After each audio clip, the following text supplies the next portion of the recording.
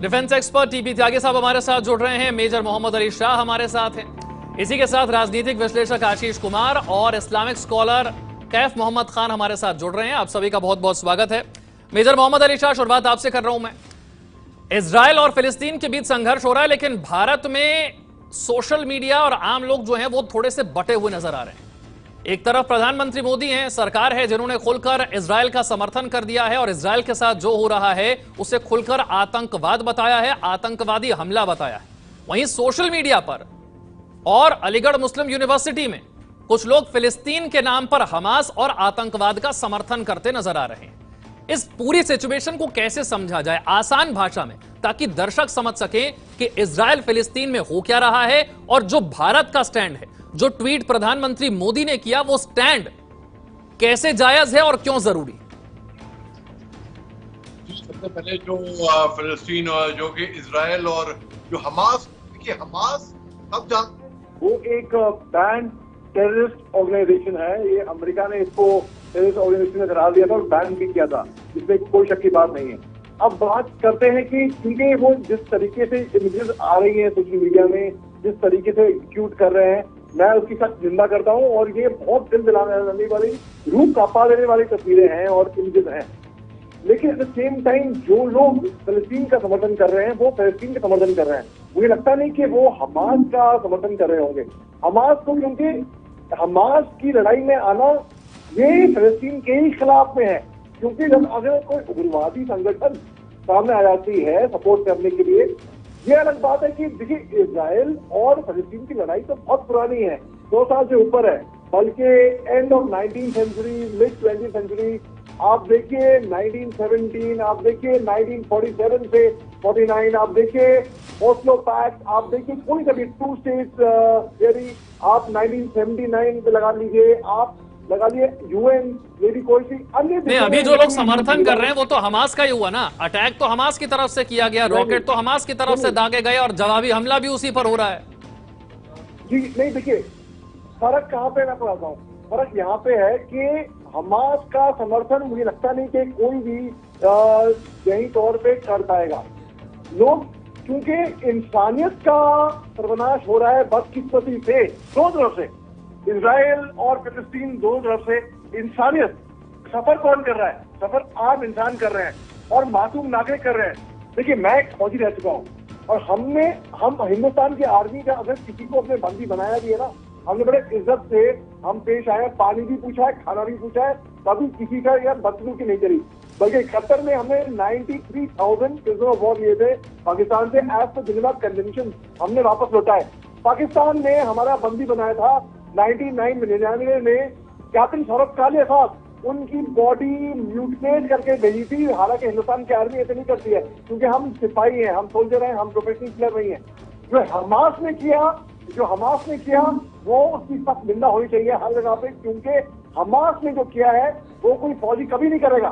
Civilian पे कोई फौजी हाथ नहीं उठाएगा, सिविलियन पे कोई फौजी अटैक नहीं करेगा। हमास क्लियरली टेररिस्ट ऑर्गेनाइजेशन है, इस पर कोई शक ही नहीं होना चाहिए किसी को भी।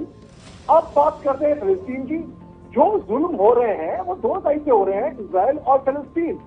आप देखिए, मेरा ऐसा मानना है निजी तौर पे कि किसी भी धार्मिक स्थान पे, चाहे मंदिर हो, मस्जिद हो, गुरुद्वारा हो, चर्च हो, सिनागोग हो, कोई भी रिलीजियस स्थान को एक तो उग्रवाद से अलग रखिए।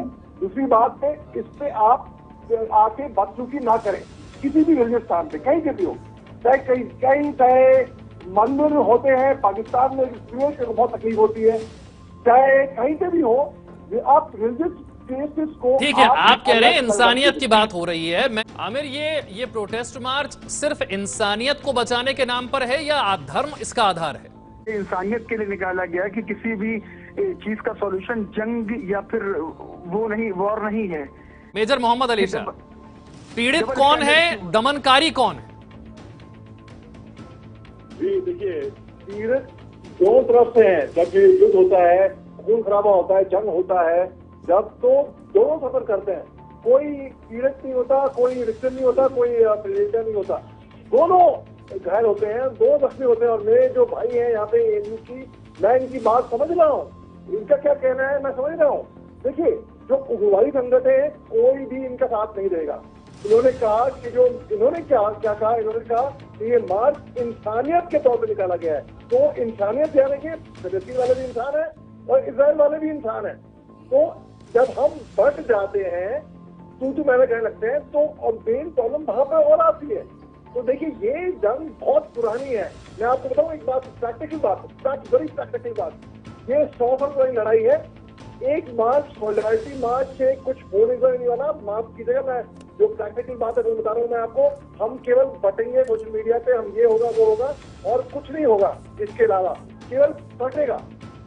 देखिए आप रशिया यूक्रेन वॉर में क्या हुआ, हिंदुस्तान ने एक न्यूट्रल स्टैंड लिया, वो हिंदुस्तान के पक्ष में आया। अब जो वेस्टर्न पावर्स है वो चाहेंगी किसी तरीके से हिंदुस्तान में एक साइड ले।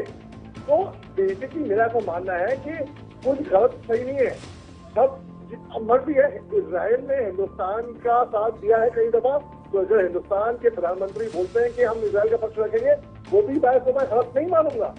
अगर कोई सॉलिडारिटी मार्च निकाल रहा है हमास के लिए नहीं, पैलेस्टीन के लिए, तो उसको भी मैं गलत नहीं मानूंगा।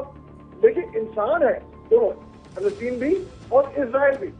अब देखिए यहाँ पे शांति की बात 100 साल के ऊपर। पर हैरानी की बात है कि मुझे इस प्रोटेस्ट मार्च में कहीं इजराइल के समर्थन में तो कोई बात होती हुई नजर नहीं आई। मोहम्मद अली शाह। ओके, देखिए पहली बात तो इजराइल हिंदुस्तान का बहुत पुराना दोस्त रहा है, तो हमारे प्रधानमंत्री साहब ने अगर बोला है कि वो इजराइल का साथ देंगे तो कुछ गलत नहीं बोला है। पहली बात तो ये है।